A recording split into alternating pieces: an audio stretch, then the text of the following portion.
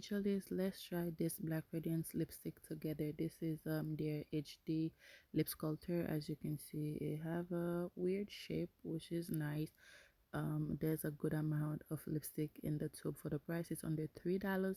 It's their perfect on HD brown lip sculptor. Let's go ahead and apply that and see what it looked like by herself. And it's in the shade Goddess if you're interested. That's what we're looking like so far. um I didn't like how I was looking, so that's why I went with my dark brown lip liner. You can use any brown lip liner. This one I get just from the beauty supply store.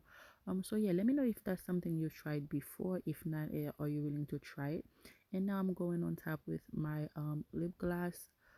The everything will be in the description box, so let me know what other lipstick you guys want me to try, or any other shade in that line.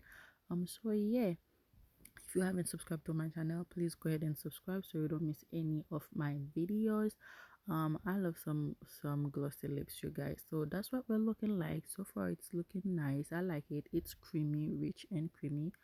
um yeah, I'm cleaning around the lips to make sure everything is sharp and clean. As you can see, there's a big difference. So yeah, let me know what you guys think.